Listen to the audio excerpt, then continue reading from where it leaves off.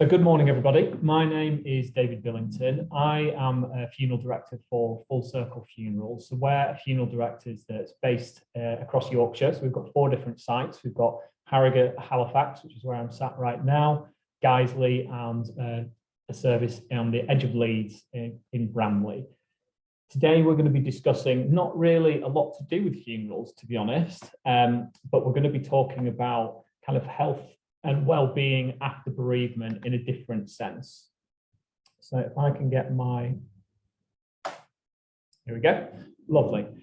So today we're going to be going through kind of an extended funeral timeline, because a lot of people, I think, consider funerals to be just one day. And I want to try and, I suppose, think outside the box a little bit in terms of that and talk about what could be an extended funeral timeline and how that might impact people's grief and well-being. We're going to talk about continuing bonds theory and what that means and how that can be positive for people within that kind of grieving space. How to maybe support children and grandchildren in a different way that creates a more positive relationship around death, dying, and bereavement. How anniversaries and traditions throughout the year could impact people, and different ways that we can maybe think about changing that for people so that they have a better outcome in general. And then just the positive impact of staying connected with other people and well-being, different ways that we can do that. So the first bit that I want to talk about is this extended funeral timeline. So a lot of people think that a funeral is just this 40 minutes at the crematorium. And in my opinion, it really isn't. That's a big part of what a funeral can be. But for me, the funeral is the moment that somebody comes in to speak to a funeral director, and that process starts to kind of formulate in the head as, yes, this event is going to happen. It's probably something that no one ever wanted to happen for that person that relates to, but it is going to happen. And the before process of how that looks in terms of the arrangement of speaking to the funeral director and that kind of limbo period from the point of when they have that conversation leading up to the funeral, and then what happens afterwards, can be just as meaningful. And there can be lots of different activities that can be put in there that can, let me just, sorry, I'm just going to stop this from moving on. They can be just as meaningful, people. And let me see if I can get this to stop. There we go, lovely. And so things like in that lead up period, if the person who's kind of arranging the funeral feels that this is important to them, they could start thinking about different activities for them and for their family members and friends to be able to kind of engage in this process in a more positive light, but hopefully help their grief journey along the way. So it could be things like, instead of buying flowers from a florist, you could go into the garden of the person that had died, or to work with a florist in tandem to be able to create your own floral tributes, or use flowers from the garden of the person to be able to create a floral tribute and have that kind of group activity that can be a bit more therapeutic, rather than it just being an act of buying something that's a product that kind of goes along with the funeral in general. It could be something like if you wanted to give something out to people at the funeral as they're leaving. It's not playing ball at the moment. As they're leaving the funeral, it could be that you have made this ahead of time. So we've had families in the past done things like make very special whiskey bottles. There's someone that really loved whiskey, so they got their favorite type of whiskey, and then instead of just having like a tipple at the wake, they got a little mini bottle of whiskey for each person that was attending, and they made their own labels, which was a special label that they put over the top of it. So you wouldn't know what brand of whiskey it was, but that was a really meaningful thing. And the idea for them was, because the person that had died always used to carry around a little bit of whiskey with them wherever they went, and they said that they'd only use it in case of emergencies. So this was like the emergency whiskey that they were trying to pass on. And I thought that was a lovely touch, and it just spoke to the person that died. It was a really personal element to the funeral, and everybody seemed to really appreciate it. But it doesn't have to be something that you buy. It could be something that you make. So quite a lot of families have like a special baking recipe or something like that that's passed down within families. And if somebody had, I don't know, let's say a favorite type of kind of gingerbread man or something that they made within the family, it might be that that's a group activity that people do, make the biscuits, and then they could hand them out at the funeral or afterwards at the wake as well. And again, it's just kind of extending that process. So everything, people are able to interact in a bigger way rather than just kind of turn up on the day. Some other examples that are a bit more funeral centric might be that the family come in to decorate the coffin, and this can happen in a number of different ways. So some families choose to get a cardboard coffin and use that as an artistic base. And we've had certain families get a specific color of coffin, so sometimes it might be completely white. We've had certain families have like a certain shade of yellow or blue, and then people have come in and decorated it in whatever manner they've saw fit. And so it could be that you're writing messages of goodbye. Some people have put on certain pictures that are very meaningful to them. We had one family that it was one lady that did it completely on her own, and no one ever actually saw the coffin because it was it was a type of funeral that was referred to as a direct cremation. So no one actually attended the service, but this was a really meaningful part for her. She came in on her own and she decorated just the lid of the coffin with all of the cats of the person that died, because they had 9 cats, and lots of different poems and Led Zeppelin lyrics, because that was meaningful to her and the person that died. And having that moment, I know because we spoke to her afterwards, she said she felt like she got a lot of catharsis from that. And so I think that can be quite a powerful process for people, but it's not for everybody. There could also be other elements that are related specifically to the person that's died. So before the funeral, sometimes people choose to have different types of personal care done for the person that's died. So more kind of well-known and popular options would be that the person that's died is dressed in specific clothes. Now, this doesn't have to happen by the funeral director's staff. So if there's a family member, or if there is someone special within that person's life that wants to be involved with that, and as long as everybody agrees that they feel that this is going to be good for that person, then they could come in and they could engage in that in however they feel comfortable. Or it could be something a lot smaller than that, and it could be maybe rubbing hand cream on the person that's died, or styling their hair. Or another option that's kind of related more to putting something physical in the coffin is that we've had quite a few families over the years. They said they found it very helpful, especially in circumstances where someone's died quite suddenly and people feel like they haven't had the opportunity to be able to have these final conversations, being able to write letters to the person that's died. And so kind of writing out letters or poems in some cases and putting that actually in the coffin with the person that's died, we know has been quite helpful to certain people through the years as well. Another example that kind of spans probably before the funeral and after the funeral is what's called making memory boards. So if you're not familiar with this, they come in lots of different kinds of shapes and sizes, but the idea is that at some point in the funeral, generally at the wake, but it doesn't have to be, there might be a kind of memory table that's laid out. And on this table, there could be things like memory books, so people can go and write comments in there, but there also might be various pictures of the person that's died. And we've had quite a few families in the past choose to use our memory boards, which are very simple. They're essentially just an empty picture frame with lots of strings across them and little pegs. And then you can attach pictures onto those pegs.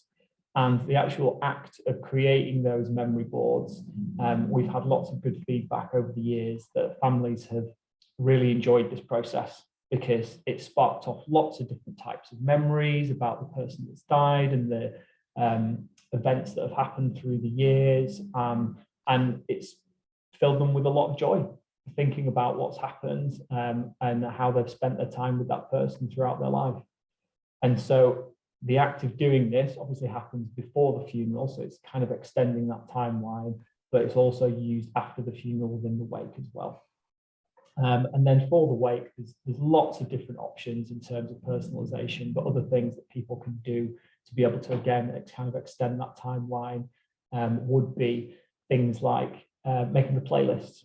So you could make a playlist of music that can be played at the wake that's very meaningful to the people that are going to be there and to the person that's died. And also this can be passed on in a number of different ways. So some families have chosen to actually add a QR code onto the order of service. So it's very easily accessible for anybody kind of attending the funeral to access that playlist again, if they feel like they want to at any moment. And the QR code generally links to a kind of YouTube playlist. So it's up there for forever and a day.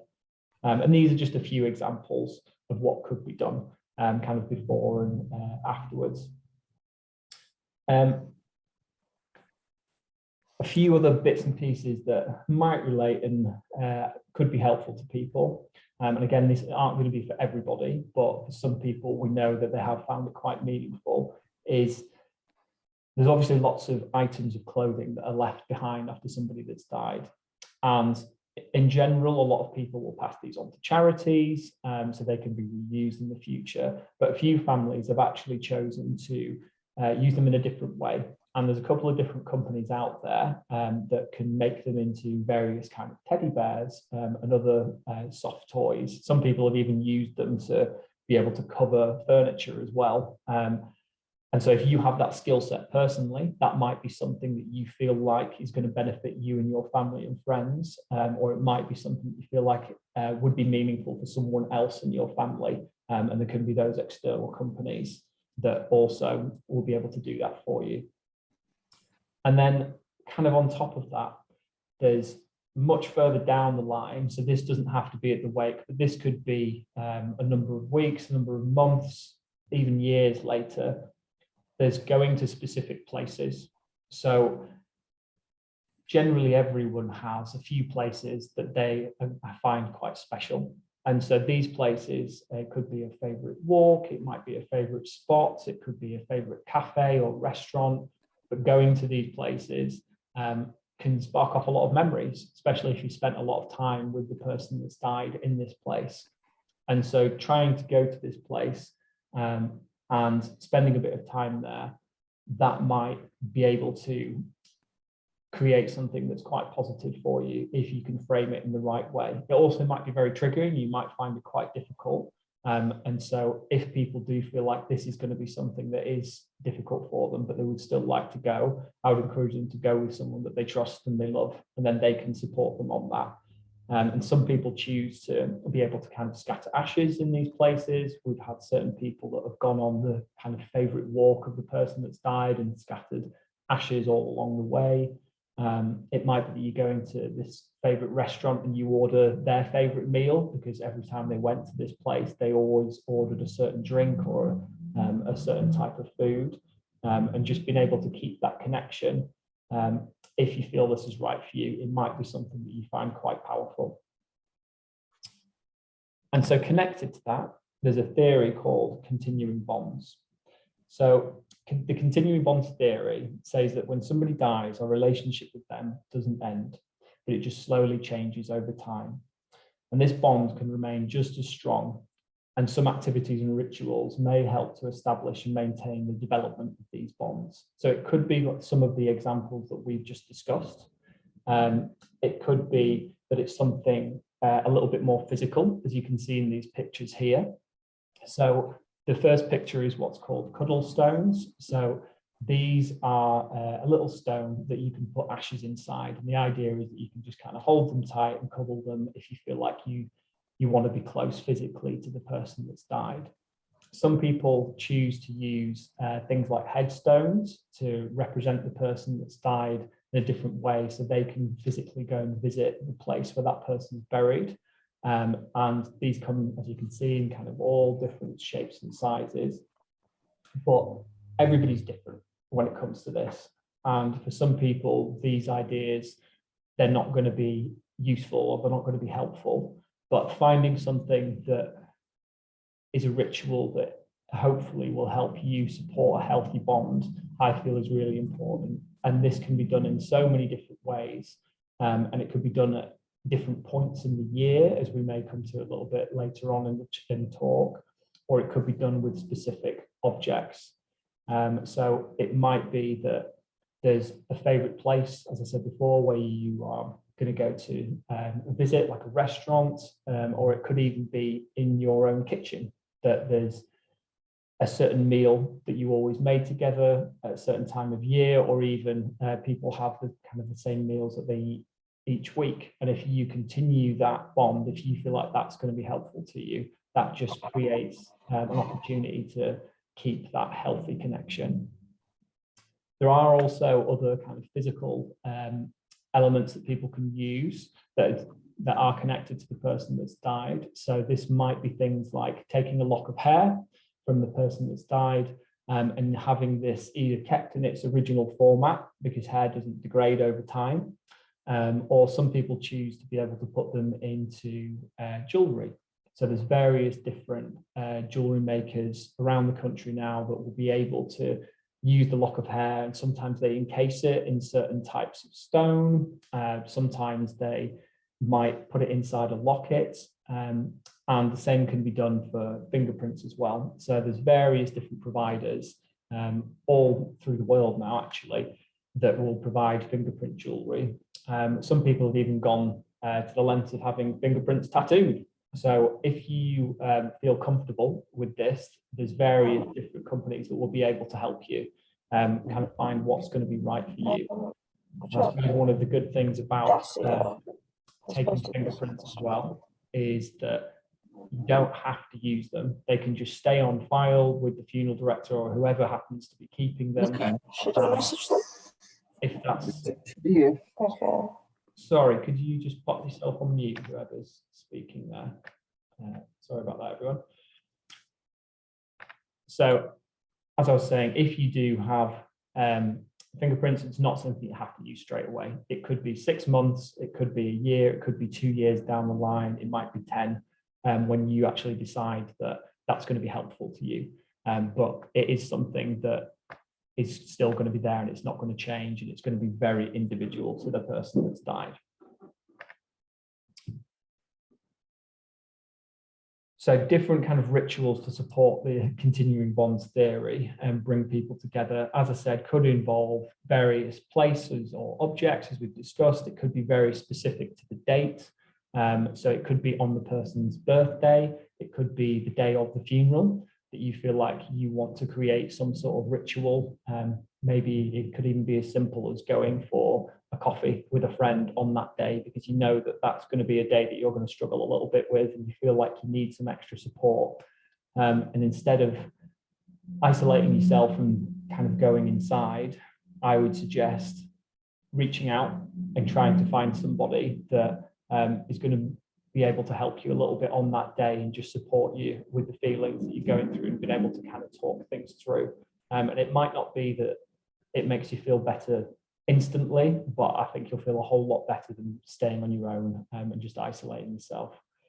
It could be specific food, as we were talking about, kind of making those favorite meals, cooking a specific cake or biscuits, or if it's a recipe that's been kind of passed down through the family, you could make that with another really special person in your family, so you're doing something together. It might be that there's special tracks that you want to listen to. So these could be the tracks that were played at the person's funeral that died. It could be that there's other tracks that are important to you. So if it happens to be your partner, maybe your wife or your husband that's died, there might be certain tracks that are related to your wedding or other special points in your life that you feel like you want to keep alive and use at certain points within the year, or even going to see a band, maybe the person's favorite band. And kind of having that moment again, and just being able to think about that person at that point as well. In terms of memory making activities, we'll come on to that in a little bit, because there's quite a few different ones that we can discuss that specifically relate to supporting children around this as well. So some of these activities are very, very simple, but they can be very powerful. So we've supported different families that have done a whole host of things over the years, but some of the ones that kind of spring to mind now would be the bottom picture there. So that's what's called a fingerprint tree. So this can be done in a whole host of different ways. But some of the ways that I've seen it done where it's been quite successful is at the wake or a memorial event or another kind of special event. Sometimes people have done it at kind of birthday parties or wherever there happens to be a lot of people together that all knew the person that died. What families have done is basically get a canvas, draw a basic kind of tree outline on that canvas, and then for each person there, they have them go up and basically place one fingerprint in different colours or indeed in the same colour onto the tree, and that represents the kind of different leaves of the tree, but at the same time has that kind of dual meaning of everybody there obviously contributing to one piece of artwork to kind of show their love and appreciation for that person that's died. And then somebody can kind of keep that and see all the different fingerprints and how that they've impacted in all of those different people's lives. There is, we've kind of already discussed the bear before. So that bear, as you can see on the screen, is made from different elements of clothes of the person that's died. So that's another different idea that you could explore.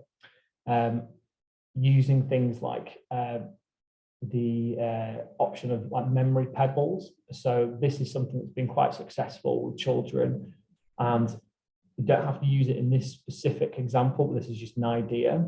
The idea would be to get an empty jar and maybe go to a special place for the person that's died. So this could be maybe around the edge of a lake, it could be a walk on the moors, anywhere where there is essentially lots of little pebbles and stones.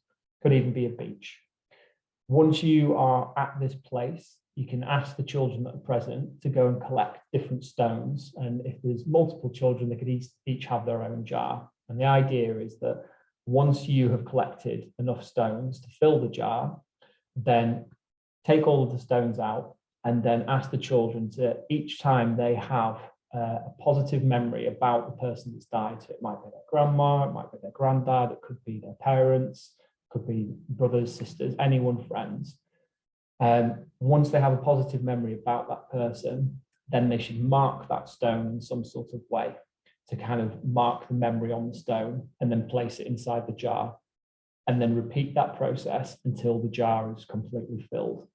And then the idea is that once you've got that jar full, you've essentially got a jar full of positive memories about that person that's died, and then you can keep that within your house.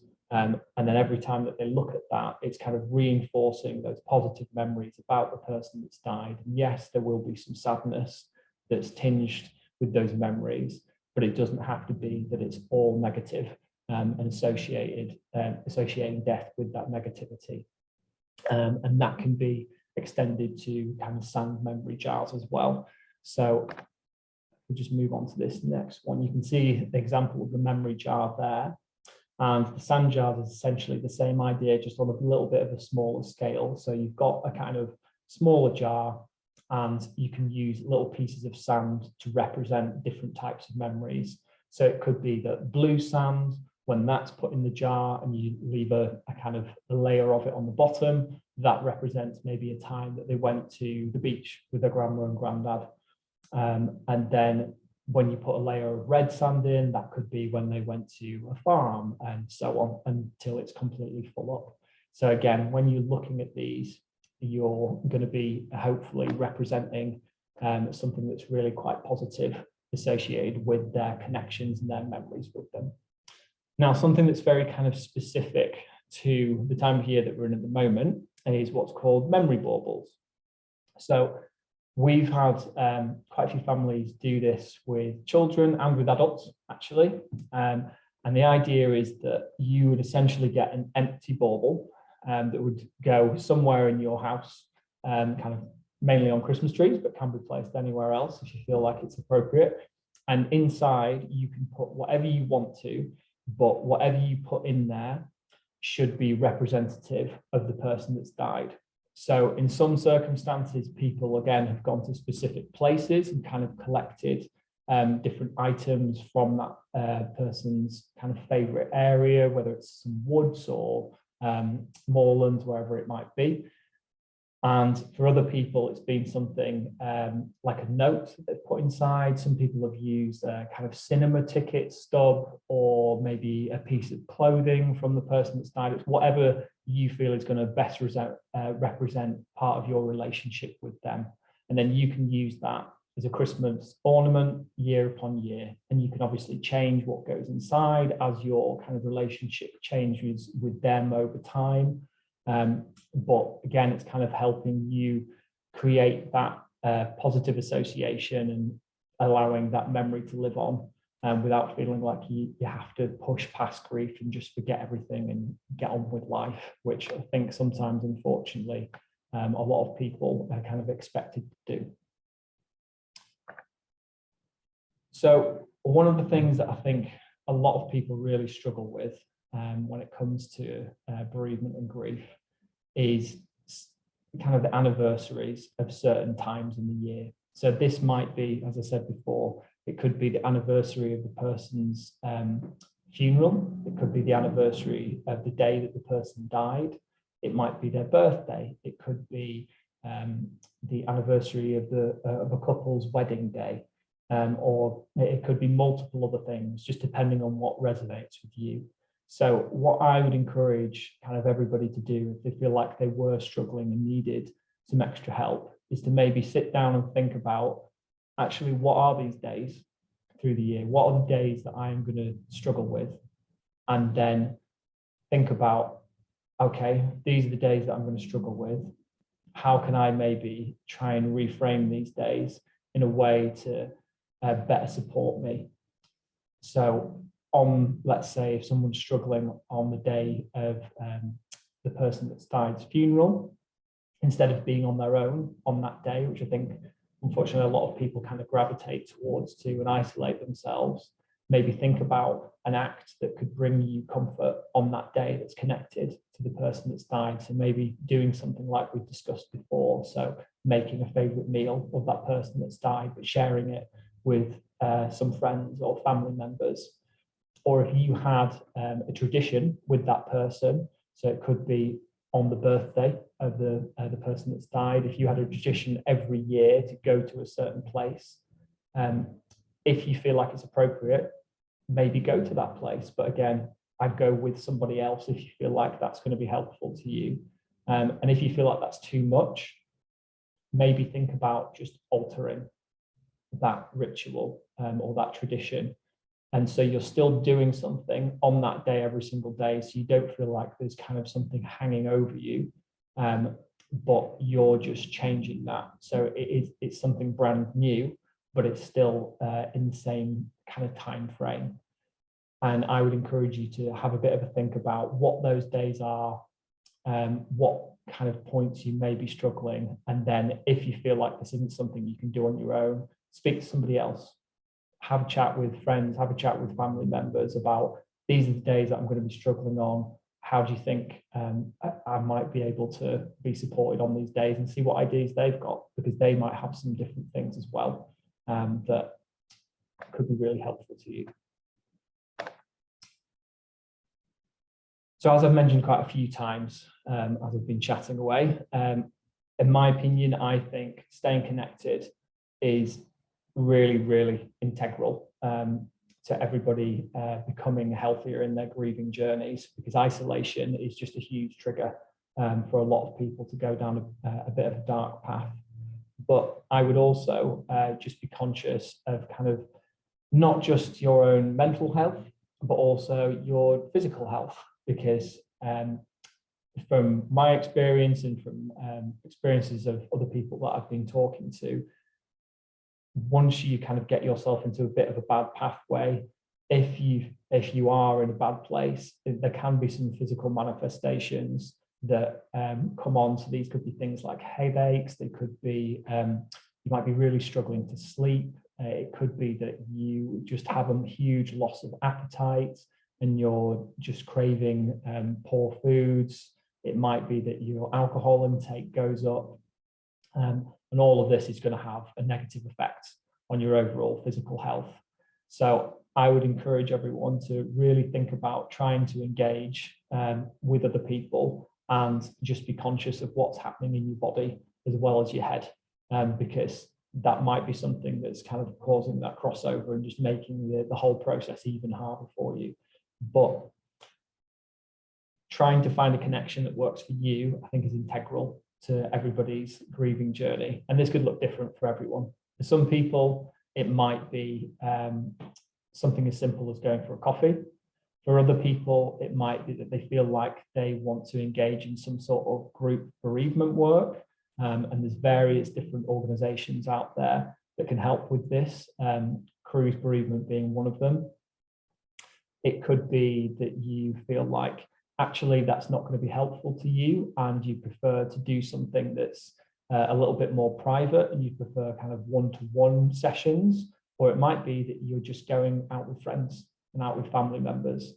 But I would encourage everybody to reach out to others and just don't take this journey on your own, because it's a really difficult one. And I think the more that everybody tries to do things alone, the harder they're going to find everything. So some of the other things that we have found with some of the families that we've worked with over the years that they found helpful is just getting back into nature. Nature has a huge healing effect in general. And if you're lucky enough to live in a place in the world where you've got easy access to getting outside and being part of that, I would really encourage you to do so. Whether this is going for a run, whether it's just going for a walk, whether you can get outside and do something like wild swimming, although I probably wouldn't advise that at this time of year because I don't think that's going to end well. Or whether you're going to do something like going for a bike ride, whatever you can. It might be that you could even engage in a couple of these concepts together. So I've got a few friends that are very good artists, and they love to be able to kind of go up onto Ilkley Moors, if anyone's familiar with that part of the world, and just draw. And they find a lot of solace in that. And I know one friend particularly, after he lost his dad, he said that being able to go up onto the moor and just spend a couple of hours drawing, it created a lot of joy for him. And so trying to find something like that for yourself, I think, can be very powerful. So if you can kind of mix a couple of these elements together, I would really encourage you to do so.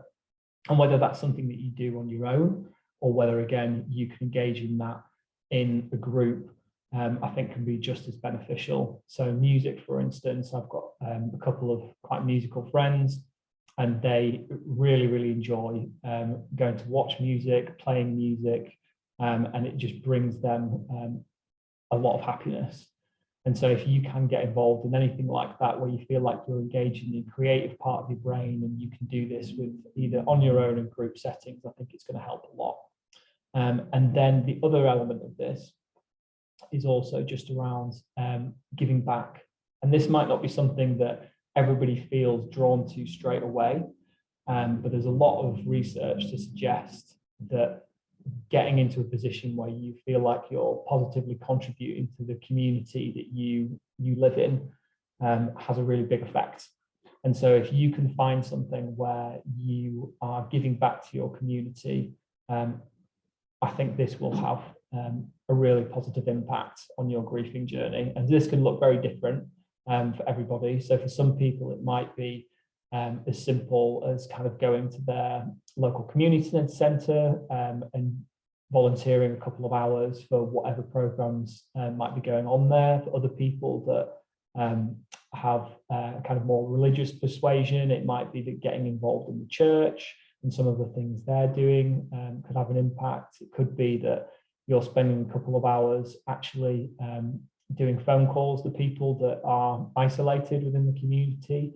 So it tends to be that, unfortunately, certain populations within the kind of older community do tend to have a lot of isolation. And so there are various different programs now where you can spend time talking to older people and kind of giving them a bit of your time and just hearing their stories and just sharing life experiences.